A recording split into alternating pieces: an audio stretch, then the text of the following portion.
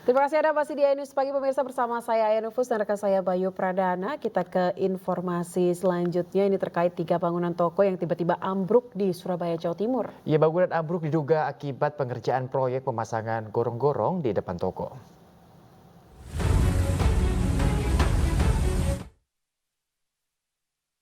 Tiga bangunan rumah toko ini tiba-tiba roboh Selasa dini hari.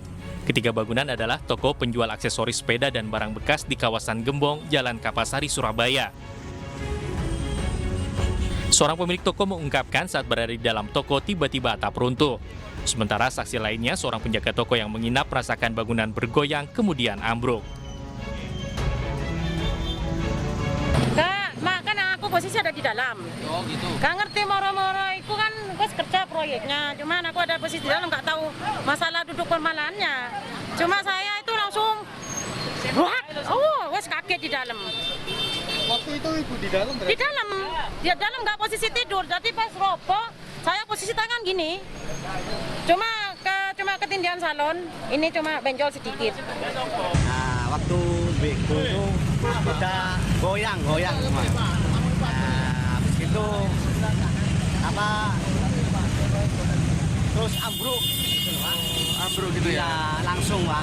Itu alat berat itu untuk apa? Bangun selokan atau apa Pak? Ya pasang itu saluran box culvert itu ya? Iya. Para saksi menduga bangunan roboh akibat pembangunan proyek box culvert gorong-gorong saluran air yang berada persis di depan toko.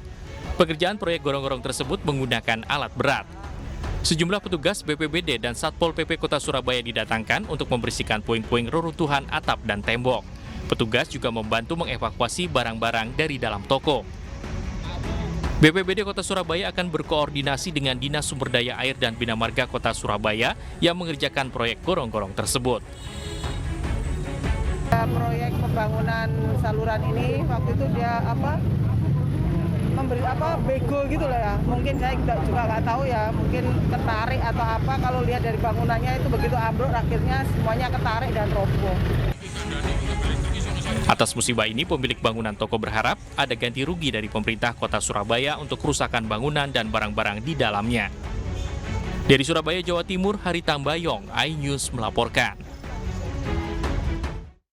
Pemirsa, Wali Kota Medan Bobi Nasution melanjutkan proyek pelebaran sungai untuk mengendalikan banjir. Ya, saat Bobi meninjau proyek tersebut, pemirsa, warga yang menolak mencoba menerobos dan sempat berdebat.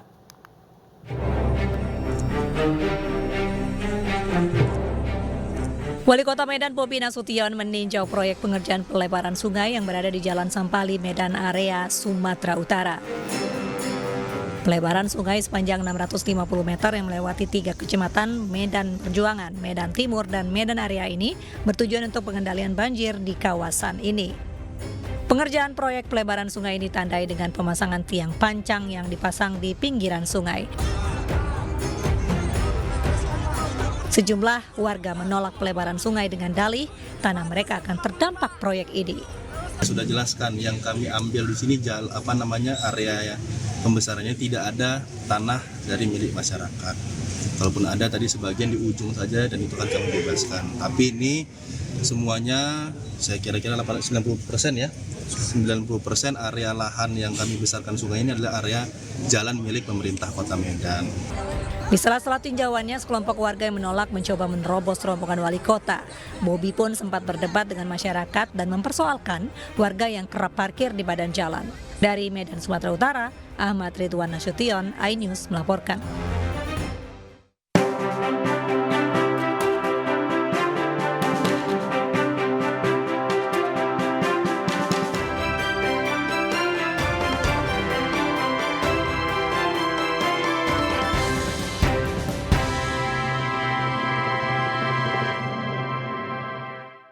Kita beralih ke informasi politik, pemirsa. Pesta rakyat bertajuk Terima Kasih Jawa Tengah dihadiri ribuan warga. Ya, kegiatan tersebut dilaksanakan guna melepas purna tugas Ganjar Pranowo dan Taj Yassin Maimun sebagai Gubernur dan Wakil Gubernur Jawa Tengah.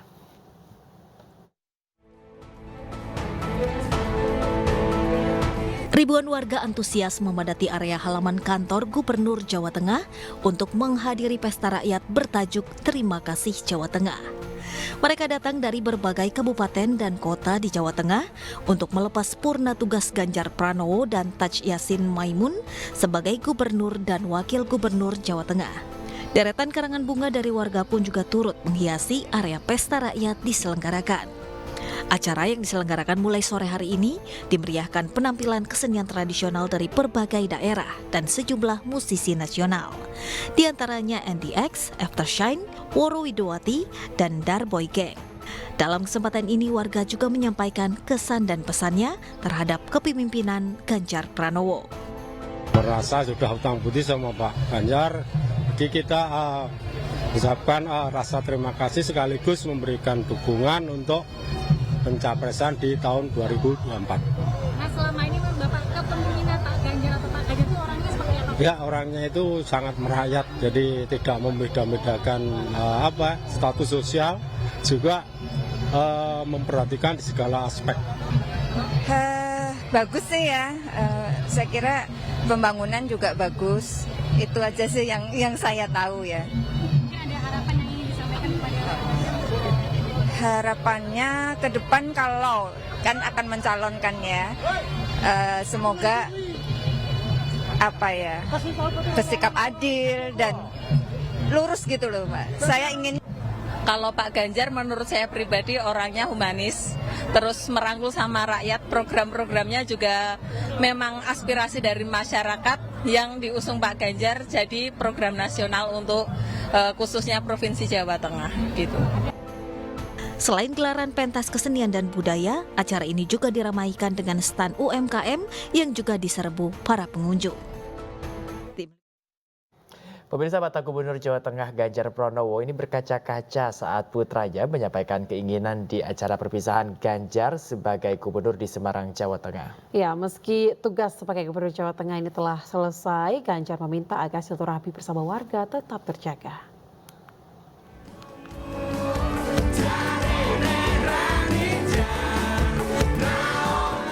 Pesta rakyat dalam rangka perpisahan Gubernur Jawa Tengah Ganjar Pranowo yang resmi purna tugas 5 September berlangsung meriah. Ribuan warga membanjiri lokasi acara. Mereka sengaja datang bahkan dengan menggunakan biaya sendiri agar bisa bertemu langsung dengan Ganjar Pranowo di hari terakhir bertugas sebagai Gubernur Jawa Tengah.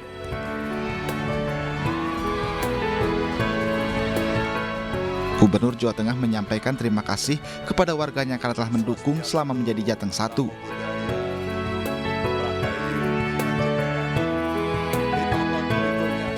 Saya tidak pernah berduka ketika mendapatkan cacian makian karena itu adalah energi saya. Termasuk di depan pintu gerbang itu seringkali kawan-kawan aktivis, mahasiswa, kawan-kawan buruh, ya, mereka protes. Kadang-kadang pagarnya juga roboh. Itu pun kami terima dengan riang gembira karena kalian masyarakat semua yang protes itu adalah tuanku.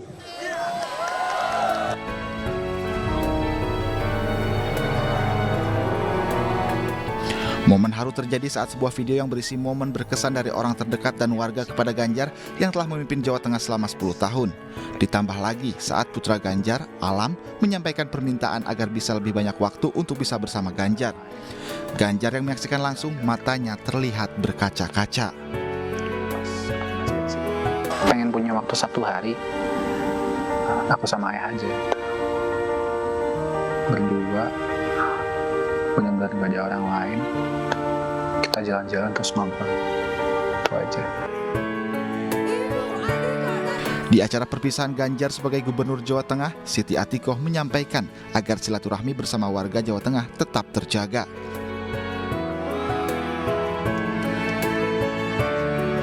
Iya, nggak terasa ya 10 tahun, luar biasa sekali persaudaraan, kebersamaan dengan masyarakat.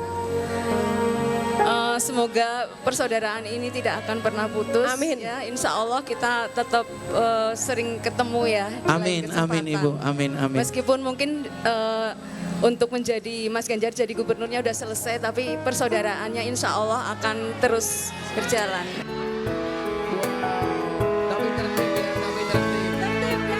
Sebelum meninggalkan acara, Ganjar juga menyapa warga yang hadir.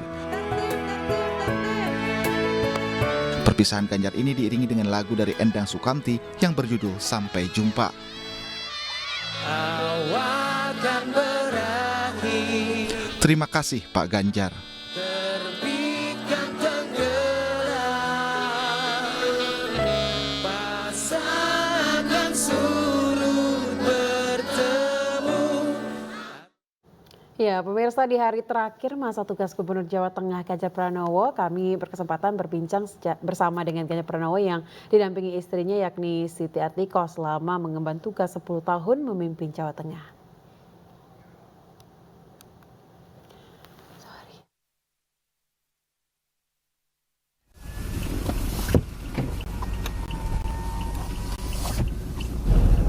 Semua berjalan seperti layaknya semua yang mendapatkan tugas, namun selalu ada yang menarik karena dukungan dari masyarakat. Itu yang membuat semuanya lebih ringan, lebih enteng gitu ya. Dan terasa perubahan birokrasi makin berintegritas. Mulai banyak orang yang terbiasa untuk menolak gratifikasi.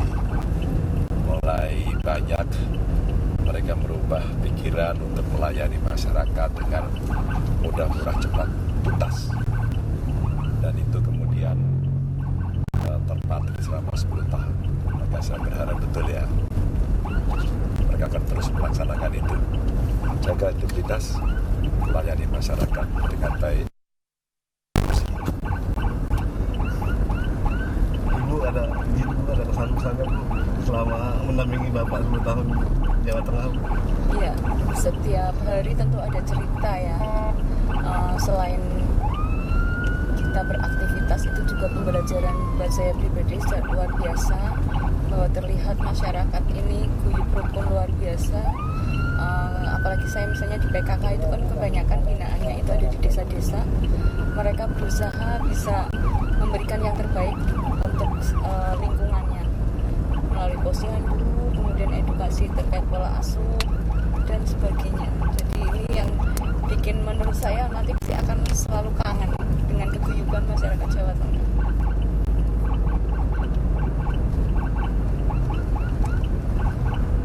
Untuk harapannya masyarakat Jawa Tengah, Ibu, Bapak, izin?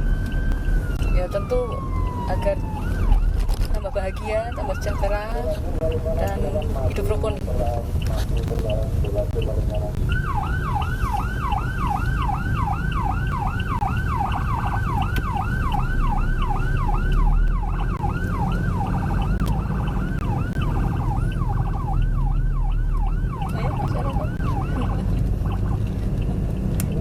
Harapan masyarakat. Bapak, harapannya untuk masyarakat Jawa Tengah, Pak? Kalau masyarakat Jawa Tengah itu sebenarnya mereka punya spirit kebersamaan. Kalau saya cerita tadi gotong royong, peran aktornya luar biasa. RT itu top banget tuh. RW, mereka dalam lingkup kecil. Kalau tadi biasanya ibu-ibu itu di posyandu ya, posyandu itu top dengan PKK-nya. Terus kelompok-kelompok pengajian, keagamaan, itu komunitas-komunitas yang sangat bagus, itu yang mesti kita rawat. Kades, lurah itu jangan ditinggalkan, mereka itu perannya hebat. Kalau ada perintah dari atas itu tanpa peran serta mereka tidak mungkin ya. Dan tentu para camat, bupati, wali kota, pejabat jajaran yang selalu nungguin itu hebat. Ini aja yang kita harapkan mereka akan membawa spirit kebersamaan dan pemerintahnya melayani masyarakat dengan baik ya. Terus kemudian masyarakatnya juga mendukung pemerintahannya sehingga tercipta sesuatu yang adem, ayem gitu ya. Meskipun koreksi itu boleh dan halal adanya. Terima kasih Bapak.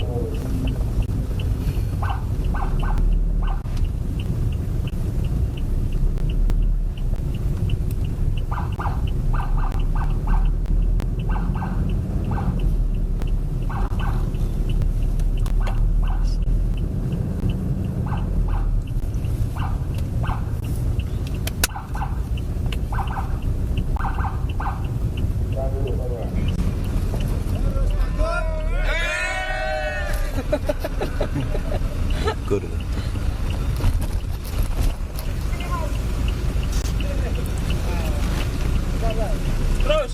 Assalamualaikum Bapak. Salam, matur nuwun Dan. Ya.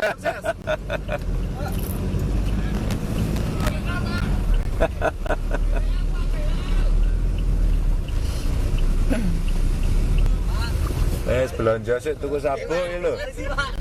Pak Presiden. Apa kuwi? Siap.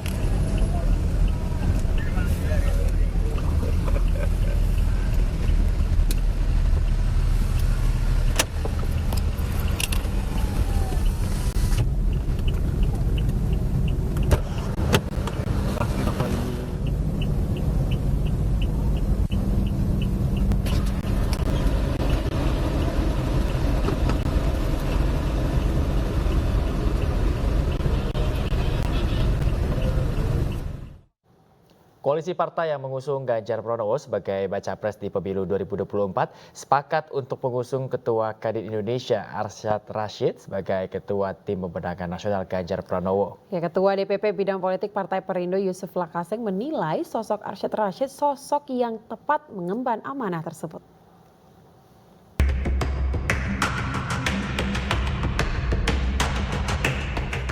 4 September 2023, Koalisi Partai Pengusung Baca Pres Ganjar Pranowo yang terdiri dari PDIP, Perindo, P3 dan Hanura menggelar rapat di kantor DPP PDIP Jakarta.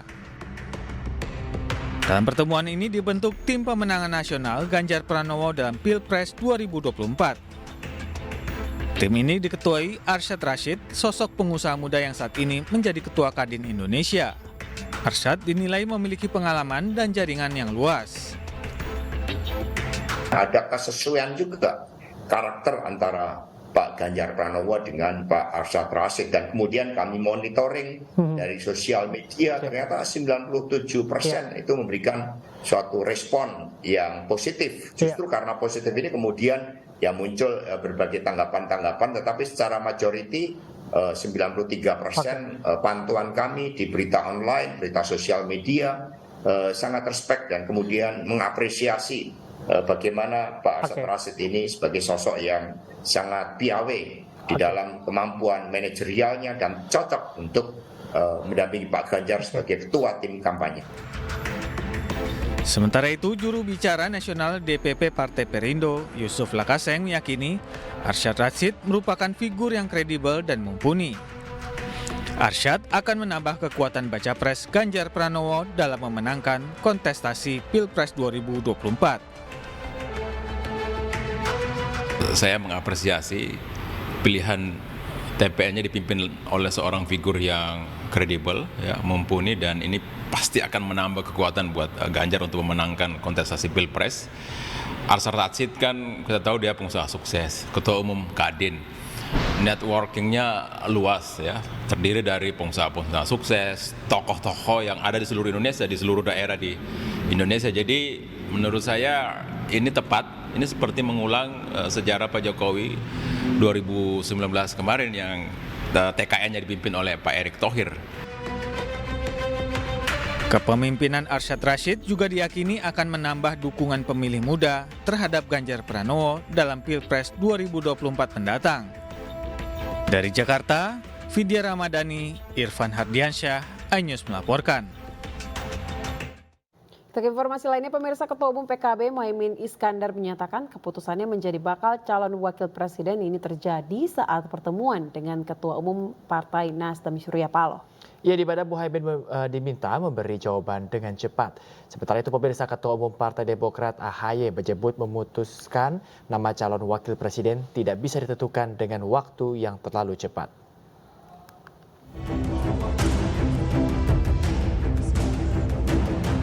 Ketua Umum PKB Muhaimin Iskandar menceritakan awalnya ia dipilih mendampingi Anies Baswedan untuk Pilpres 2024.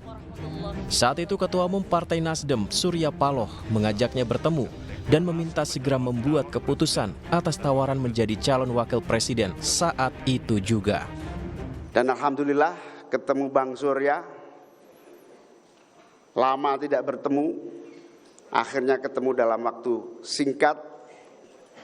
Adinda, kita perlu bicara belak-belakan. Saya tahu Anda dan Anda tahu saya. Wah, ngajak berantem Bang Surya ini saya bilang. Saya tidak suka siasat-siasatan lagi. Apa istilahnya? Siasat atau apa itu? Apa? Saya juga tidak suka muslihat-muslihatan lagi. Kamu jangan muslihat-muslihatan dan saya tidak akan muslihat-muslihatan sama kamu. Sebagai senior pada junior tentu saya sangat bahagia. Tetapi yang agak menyulitkan adalah saya diminta jawaban detik itu juga. Sementara itu, usai merasa kecewa dengan keputusan Partai Nasdem memasangkan Anies Baswedan dan Muhaimin Iskandar, Ketua Umum Partai Demokrat menegaskan, memilih calon wakil presiden tidak bisa dibuat dalam hitungan menit, terlalu cepat, apalagi hanya diputuskan oleh segelintir orang saja. Memilih pemimpin, utamanya calon presiden dan calon wakil presiden yang kelak akan bertanggung jawab atas lebih dari 270 juta jiwa. Tidak bisa hanya diputuskan begitu saja dalam hitungan menit oleh segelintir orang. Agus Harimurti Yudhoyono menutup pernyataannya dengan menyatakan siap menyongsong peluang-peluang baik di masa depan yang kemungkinan mengarahkan Partai Demokrat untuk mendukung calon presiden selain Anies Baswedan. Tim Liputan iNews melaporkan.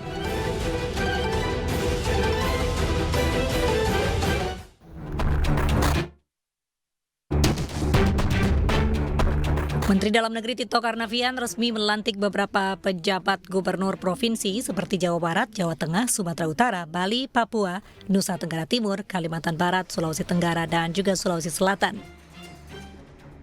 Mendagri menyembatkan lencana dan tongkat kepemimpinan ke masing-masing penjabat gubernur.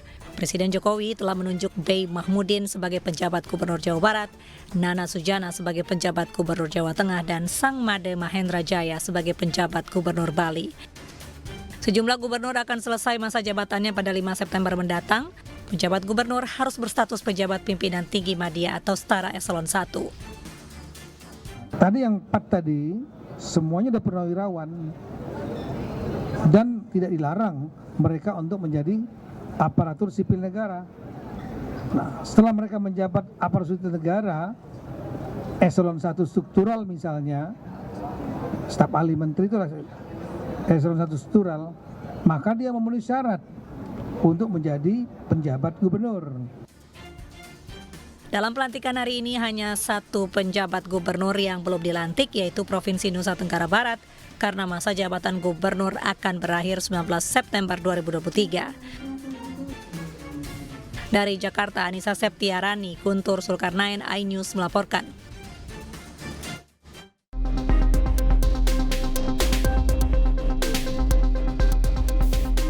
Ketua Umum Partai Kebangkitan Bangsa sekaligus Wakil Ketua DPR RI Muhaimin Iskandar batal hadir pada panggilan pemeriksaan di Komisi Pemberantasan Korupsi. Muhaimin sedianya akan diperiksa sebagai saksi kasus dugaan korupsi pengadaan software proteksi tenaga kerja Indonesia yang terjadi tahun 2012 saat masih menjabat sebagai Menteri Tenaga Kerja dan Transmigrasi. Muhaimin tak datang ke KPK lantaran menghadiri kegiatan di Banjarmasin, Kalimantan Selatan. Penyidik KPK tadi menyampaikan bahwa telah menerima surat konfirmasi gitu ya dari saksi ini tidak bisa hadir karena ada agenda lain yang kemarin sudah kami sampaikan ya. Tim penyidik masih mengumpulkan alat bukti di daerah begitu ya.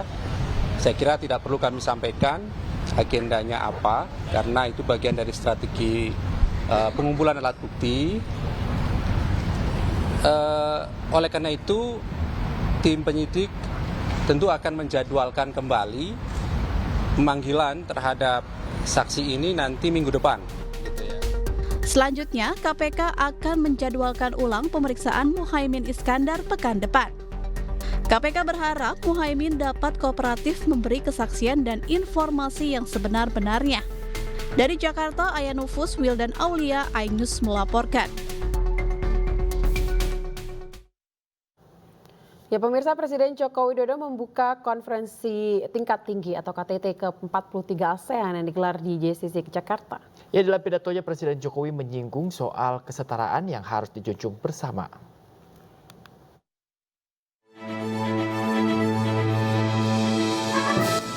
Tepat pukul 10 pagi, KTT ke-43 ASEAN telah resmi dibuka oleh Presiden Joko Widodo. Dihadiri sejumlah pemimpin negara seperti Perdana Menteri Kamboja, Perdana Menteri Laos, Ketua Delegasi Thailand, Presiden Filipina, Perdana Menteri Singapura, Perdana Menteri Malaysia, Perdana Menteri Vietnam, Presiden Timor Leste, Perdana Menteri Cook Island, Presiden Bangladesh, serta Sultan Brunei Darussalam Hassan Al-Bolkiah. Sebelum acara dibuka, para delegasi disambut upacara militer dan setelahnya, Presiden Joko Widodo dan Ibu Negara Iriana menyalami satu persatu tamu serta foto bersama. Tema kekuatan ASEAN Indonesia 2023 yakni ASEAN Matters Epicentrum of Growth. Diharapkan melalui tema ini Indonesia ingin memastikan bahwa ASEAN tidak sebatas organisasi yang berperan bagi kawasan, tetapi juga untuk dunia. Rangkaian pertemuan akan diselenggarakan dengan format plenary dan retreat. Dalam pembukaannya, Presiden Joko Widodo menyinggung kesetaraan di dunia yang telah menjadi langka, serta Presiden juga mengklaim kesetaraan di ASEAN menjadi nilai utama yang dijunjung bersama. Tim Liputan iNews melaporkan. Pemirsa, Presiden Jokowi secara resmi membuka KTT ke-43 ASEAN. Dalam kesempatan itu, pemirsa, Presiden Jokowi mengingatkan bahwa dunia sedang tidak baik-baik saja dan tantangan ke depan semakin berat. Memang sedang tidak baik-baik saja. Tantangan masa depan semakin berat dan mengakibatkan perebutan pengaruh oleh kekuatan besar. Tapi ASEAN sudah sepakat untuk tidak menjadi proksi bagi kekuatan manapun, untuk bekerja sama dengan siapapun bagi perdamaian dan kemakmuran. Jangan jadikan kapal kami, ASEAN, sebagai arena rivalitas yang saling menghancurkan, tapi jadikanlah kapal ASEAN ini sebagai ladang untuk menumbuhkan kerjasama. Ya, sementara itu pemirsa, Polri melakukan rekayasa arus lalu lintas di DKI Jakarta selama pelaksanaan konferensi tingkat tinggi ke-43 ASEAN. Ya, masyarakat diminta menggunakan rute alternatif selama rekayasa arus lalu lintas.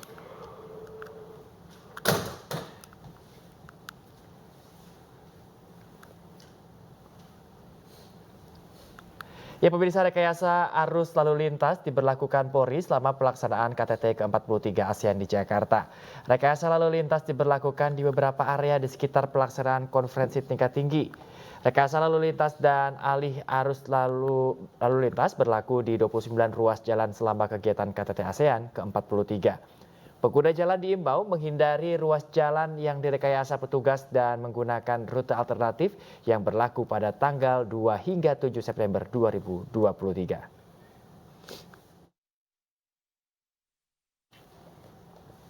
Untuk pengalihan arus lalu lintas hari ini, Rabu 6 September 2023, yang berlaku pada pukul 7 pagi hingga 10. Dan sore hari mulai pukul 16 hingga 22 waktu Indonesia Barat dilakukan di sepanjang Jalan MH Tamrin, Jalan Jenderal Sudirman, Bundaran Patung Kuda sampai dengan Bundaran Senayan. Sepanjang Jalan HR Rasuna Said dari Traffic Light Cokro sampai dengan Traffic Light Kuningan, sepanjang Jalan Gatot Subroto Traffic Light Kuningan sampai dengan Traffic Light Selipi, dan sepanjang Jalan Imam Bonjol sampai dengan Bundaran Hotel Indonesia. Besok ada kegiatan yang cukup memakan waktu, yaitu pada saat kembalinya kegiatan ini. Karena nanti setelah selesai dari kegiatan JCC, para delegasi ini akan kembali ke akomodasi kembali. Setelah itu akan kembali lagi dalam waktu yang tidak terlalu lama, akan kembali lagi ke pelataran untuk melaksanakan kegiatan gala dinner. Sehingga kita akan melakukan rekayasa mulai 16.00 sampai 22.00. Jalan Sudirman Tamrin, Jalan Gatot Subroto, Jalan Rasunan Said sama akan kita perlakukan untuk prioritas para tamu negara. Ya, pemirsa, Wakil Menteri Ketenagakerjaan memastikan tenaga kuli bongkar muat TKBM masih dibutuhkan di Pelabuhan Tanjung Priok. Pihaknya saat ini juga masih menggodok 3 peraturan menteri tentang tata kelola TKBM.